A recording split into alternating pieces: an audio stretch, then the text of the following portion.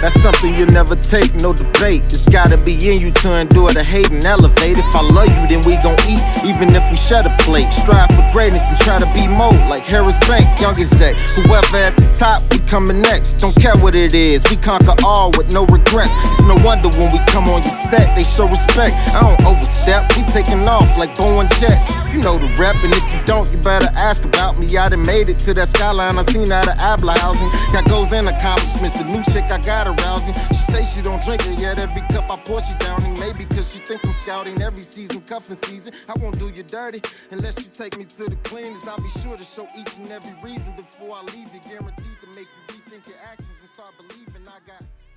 That's something no one can break. I'm someone no one overrates. Okay. Yes, welcome to another session of the Knobs Healing with Dr. Malik Raheem. And tonight I have a very special guest here.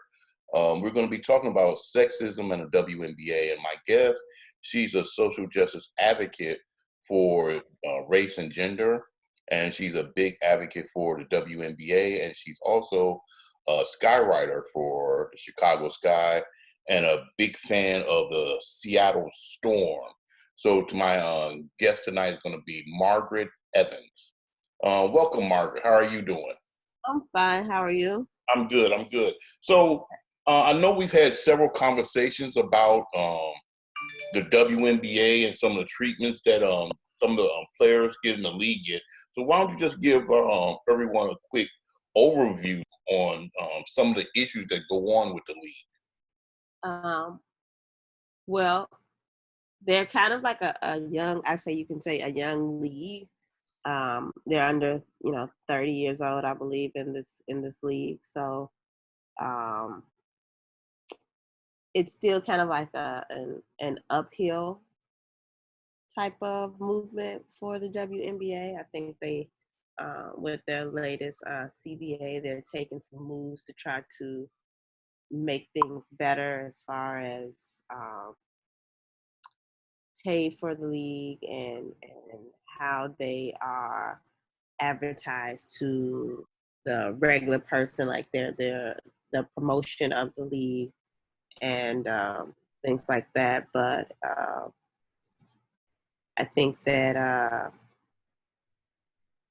it's a good product that unfortunately sees a lot of I don't want to necessarily say racism. I don't see too much, just from my perspective, I don't see too much racism that they deal with, but definitely a lot of sexism and some slight, I would say, homophobia, if you will. I hate to kind of use that term, homophobia, because it's kind of hard to say, I guess, if someone's being necessarily homophobic, but they do definitely experience a lot of sexism from people who just have this view about women athletes and women being in any type of sport, but especially this one, because they don't feel like it's a sport where women should play. Okay, so can you give us some examples of some of the issues you're talking about? Well, as you know, Twitter is probably like my favorite social media platform. So recently, one of the things that was recent was ESPN.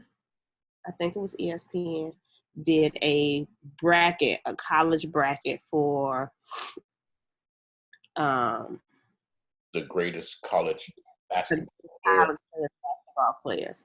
Yeah. And pretty much all the women went out first round. And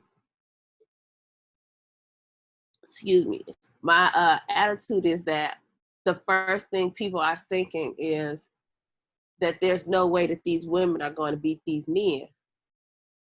And I'm like, it's not a one-on-one type of thing. It's like if you look at your stats and you look at my stats, who was the better player in college, me or you? Mm-hmm. A lot of these men, first, they don't know who these women are. So they'll be like, oh, whoever this is, like Steph Curry, you know, he dominate Maya Moore, whatever the case may be. But Maya Moore won 2 or 3 championships while she was at UConn. Right. I don't know if Steph Curry won where he was at. And it's like, at the end of the day, it's stat versus stat. I'm not going to look at it. I'm not saying that ESPN did something wrong or right. I mean, it just proves, this type of bracket just proves like the sexism that is out there, that how many people are like anti-women in this sport, because at the end of the day, you as a male athlete play somebody who you would expect to be of your caliber in so many ways. Like, they could be better than you, they could be worse than you, but at the end of the day, they hustle hard enough to play and make a team and be on the floor.